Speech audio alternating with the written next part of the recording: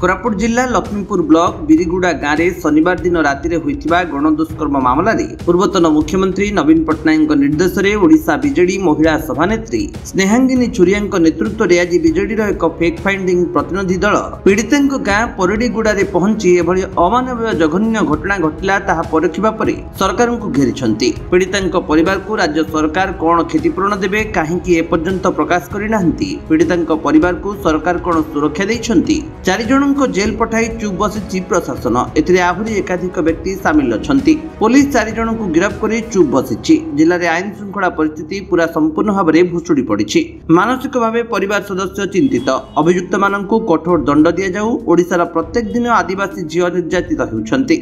शांतिपूर्ण अंचल में वर्तमान अशांत हो पड़ी बोली महिला टीम गणमाध्यम को कहिसंती। ए टीम रे बीजेडी राज्य महिला सभानेत्री स्नेहांगिनी छुरिया, पूर्वतन मंत्री पद्मिनी दियान, कोरापुट जिला परिषद अध्यक्षा सस्मिता मेलका, रायगड़ा जिला परिषद अध्यक्षा सरस्वती माझी, बीजेडी नेत्री कौशल्या हिकका, कोरापुट जिला महिला सभानेत्री पार्वती मस्ती, कोरापुट जिला बीजेडी सभापति जिन्न हिकका, कोरापुट पूर्वतन विधायक रघुराम पडाल प्रमुख पीड़िता गाँ परिदर्शन करथिले।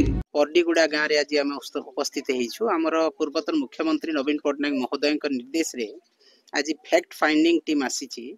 से फैक्ट फाइंडिंग टीम रे आमर अछंती पूर्वतन आमर विधायिका मंत्री पद्मिनी दियान महोदय अछंती। आम सहित आमर MP candidate Kaushalya Hikaka madam, आमर अछंती कैंडिडेट रायगड़ार अनुसया माझी मैडम, आमर अछंती ZP president Koraput, ZP president Rayagada एवं आमर समस्त फैक्ट फाइंडिंग टीम आछंती माननीय नवीन पट्टनायक निर्देश रे। एवं आपण माने जानि छंती ए परडीगुड़ा गाँव रे गोटे अभावनीय घटना घटी, अति अमानवीय घटना घटी। गोटे अनाथ झील, नाबालिक झील, आदिवासी झील गणदुष्कर्म होइछि एवं से गणदुष्कर्म रे आज से महिला अत्यंत भाव रे मानसिक आघात सहित तांकर शारीरिक आघात होइछि एवं से ट्रीटमेंट रे वर्तमान अछंती एवं तांकर मानसिक अवस्था मध्य वर्तमान खराब अछि एवं तांकर परिवार वर्ग मध्य आज मानसिक अशांति सहित से झील को